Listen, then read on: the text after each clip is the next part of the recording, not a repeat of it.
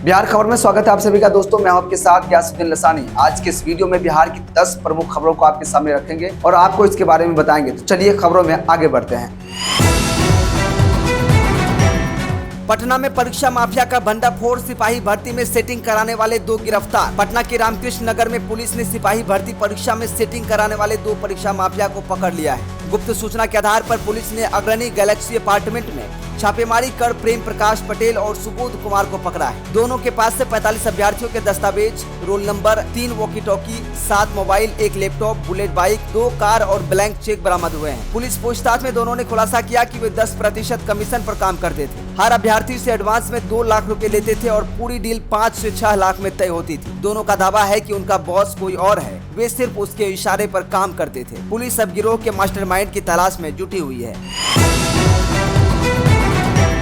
बिहार के 15 जिलों में वज्रपात के साथ होगी भारी बारिश, मौसम विभाग ने जारी किया चेतावनी। बिहार में फिर से मौसम बिगड़ने वाला है, वहीं सीमांचल में भारी बारिश के आसार हैं। मौसम विभाग ने पूरे राज्य में मेघा गर्जन, वज्रपात और आंधी के बीच भारी बारिश को लेकर चेतावनी अलर्ट जारी किया है। IMD ने अलर्ट जारी करते हुए कहा है कि 20 जुलाई दिन रविवार को बिहार में आंधी बारिश के साथ वज्रपात की संभावना है। वहीं भागलपुर, छपरा, सिवान समेत प्रदेश के 10 जिलों में ऑरेंज अलर्ट जारी किया गया है। इसके साथ ही अन्य सभी जिलों में येलो अलर्ट जारी किया गया है। बिहार के अधिकांश भागों में बादल छाए रहने के साथ साथ मध्यम गति की पूर्वी हवा चलने की संभावना है। वहीं किशनगंज, अररिया, सुपौल, मधेपुरा, पूर्णिया, सहरसा, मधुबनी, दरभंगा, समस्तीपुर, बांका, जमुई, बेगूसराय, गया, लखीसराय और शेखपुरा जिलों के अधिकांश स्थानों पर भारी बारिश होने की संभावना है। मौसम विज्ञान केंद्र के अनुसार राज्य के अन्य भागों में हल्की वर्षा होने की संभावना है। वहीं अगले 12 घंटे के दौरान राज्य भर के अनेक स्थानों पर तीव्र मेघा गर्जन के साथ वज्रपात होने की प्रबल संभावना है।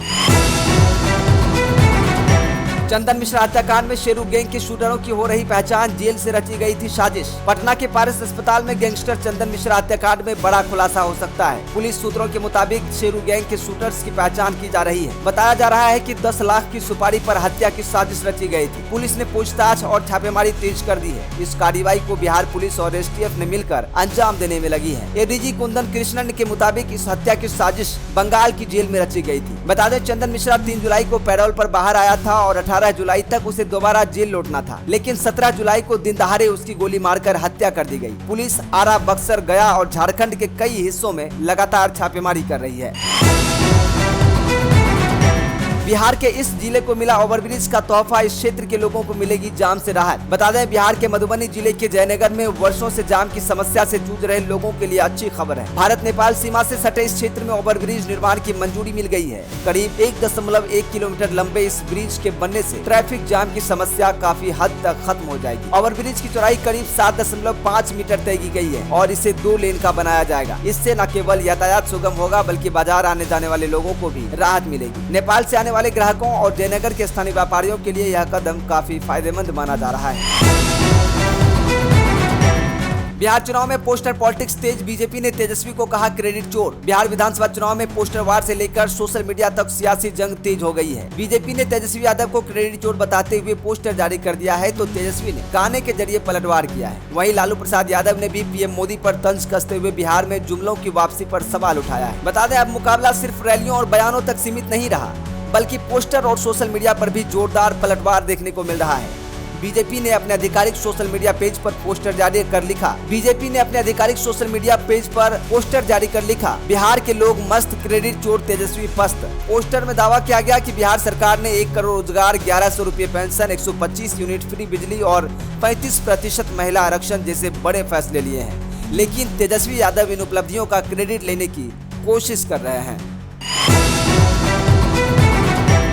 वोटर लिस्ट के पुनरीक्षण में लगे BLO शिक्षक की हार्ट अटैक से मौत। भागलपुर जिले की पीरपैंती प्रखंड के उच्च विद्यालय 170 के BLO शिक्षक प्रमोद मंडल, जिसकी उम्र 46 वर्ष बताई जा रही है, शुक्रवार को दिल के दौरा पड़ने से निधन हो गया। मृतक प्रमोद मंडल भवानीपुर पंचायत के उच्च माध्यमिक विद्यालय में पदस्थापित थे। बताया जा रहा है कि शुक्रवार की सुबह वे विद्यालय पर पहुंचे और पुनरीक्षण कार्य में लगे रहे। तभी अचानक उनके सीने में दर्द हुआ और वे जमीन पर गिर पड़े। आनन फानन में उन्हें रेफरल अस्पताल पहुँचाया गया, जहाँ डॉक्टरों ने मृत घोषित कर दिया। परिवार वालों ने काम के दबाव को ही हार्ट अटैक का कारण बताया है। मेरा ये मतलब नहीं था, किसानों पर दिए बयान पर बिहार के ADG कुंदन कृष्णन ने मांगी माफी। ADG कुंदन कृष्णन ने कहा था कि अप्रैल से जून के बीच बिहार में अपराध बढ़ जाते हैं, क्योंकि यह 2 फसल सीजन के बीच का समय होता है। और उस दौरान खेतिहर मजदूर बेरोजगार हो जाते हैं। उन्होंने यह भी जोड़ा था कि कुछ लोग इस समय सुपारी किलिंग जैसे अपराधों में लिप्त हो जाते हैं। इस बयान को लेकर राजनीतिक हलकों और किसान संगठनों ने तीखी प्रतिक्रिया दी थी। शनिवार को एक वीडियो जारी कर एडीजी कुंदन कृष्णन ने स्पष्ट किया कि मेरे बयान का मतलब यह कभी नहीं था कि किसान या अन्नदाता का अपराध से कोई संबंध है। मेरे मन में किसान भाइयों के लिए गहरा सम्मान है। मेरे पूर्वज भी किसान रहे हैं और मैं जड़ों से जुड़ा हुआ हूं और खेती किसानी को हमेशा सम्मान की दृष्टि से देखता हूं। सारण में ज्वेलरी पहनकर ड्यूटी कर रही थी 4 महिला पुलिसकर्मी। जांच के दौरान एसएसपी ने लिया एक्शन। सारण जिले में 4 महिला पुलिसकर्मियों को ड्यूटी के दौरान बड़े आभूषण पहनना महंगा पड़ गया। वरीय पुलिस अधीक्षक ने निरीक्षण के दौरान पाया कि वे ड्यूटी में लापरवाही बरत रही थी और पुलिस मुख्यालय के निर्देशों का उल्लंघन कर रही थी। परिणाम स्वरूप उनका वेतन रोक दिया गया और उनसे स्पष्टीकरण मांगा गया।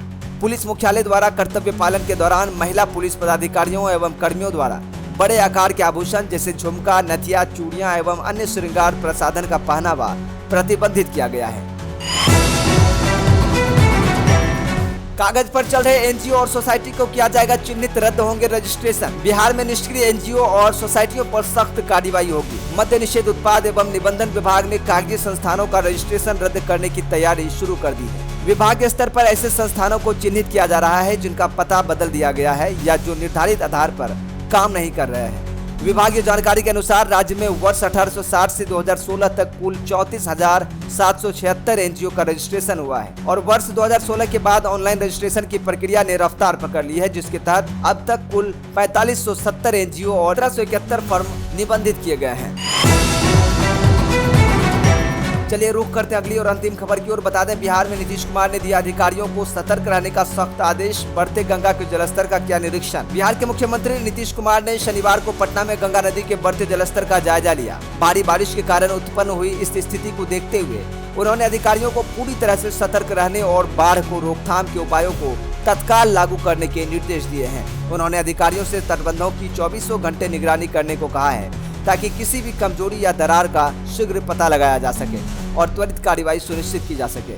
सोन नदी सहित इसकी सहायक नदियों के जलग्रहण क्षेत्रों में भारी वर्षा के कारण पटना में गंगा का जलस्तर बढ़ा है। इसके अतिरिक्त नेपाल में भारी वर्षा के कारण बिहार की कई अन्य नदियों का जलस्तर बढ़ गया है। गोपालगंज के डुमरिया घाट पर गंडक नदी और खगड़िया के बलोत्रा में कोसी नदी खतरे के निशान के करीब बह रही है। तो ये थी बिहार की कुछ 10 बड़ी और प्रमुख खबरें। ये वीडियो आपको कैसा लगा, साथ ही वीडियो आप कहां से देख रहे हैं, किस जिले से देख रहे हैं, कमेंट करके जरूर बताएं। वीडियो अच्छा लगा हो चैनल को सब्सक्राइब करें, बेल आइकन को दबाएं, वीडियो को लाइक करें और ज्यादा से ज्यादा शेयर जरूर करें। जय हिंद, जय बिहार।